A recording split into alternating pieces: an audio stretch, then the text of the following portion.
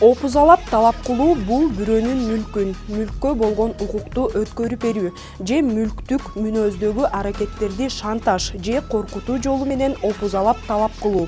Бул аракеттер Кыргыз Республикасынын Кылмыш жаза кодексинин 208-беренеси боюнча кылмыш болуп эсептелинет жана мүлктү конфискациялоо менен 7 жылдан 10 жылга чейинки мөөнөткө эркиндигинен ажыратууга жазаланат.